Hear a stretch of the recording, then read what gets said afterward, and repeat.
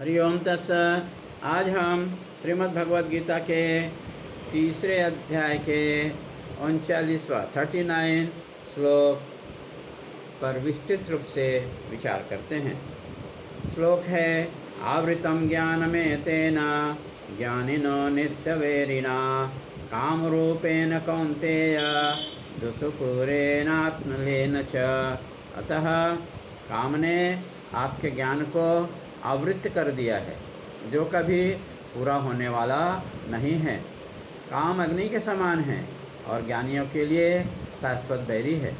ज्ञानी को पहले ज्ञात होता है। अज्ञानी कामना से दुखी हो जाता है। कामना की पूर्ति से अज्ञानी प्रसन्न होता है। कामी को दुख की प्राप्ति के बाद में समझ में आता है। इसलिए काम ज्ञानी का नित्य वैरी रूप है। काम रूप से सारी कामना कभी पूरा नहीं होती है, इसलिए काम को दुष्पूरन कहते हैं। रोज कामना की यदि सूची बनती जाती है, इसलिए कामना को अपरा भी कहते हैं। शंकरानंद जी टीका करते हैं कि निरंतर विषय सेवन करते रहो तो भी मरते तक भोग की इच्छा बनी रहती है। कामना रहती है कि पोती पोता को देख लो, फिर पोती पोता हो जाए तो उनकी हम शादी कर दें, और शादी हो जाए तो उनका संतान को देख ले।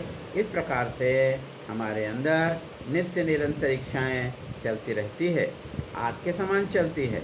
इसलिए इसे अनल कहते हैं और बहुत प्रयास से भी पूरा होता है, अतः इसे दुष्पूरन कहते हैं। विषयों को सर्वत्र देखने को यह मजबूर कर देता है, ब्रह्म की ओर देखने ही नहीं देता है।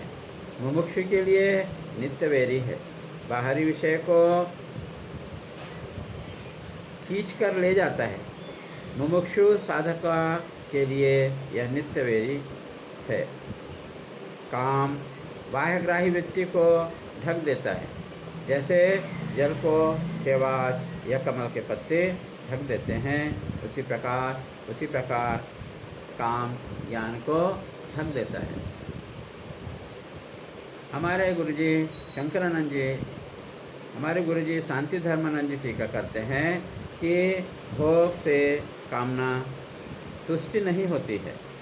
इसलिए हे कौन्तेय, शांत मन से प्रेम भाव दर्शा रहे हैं।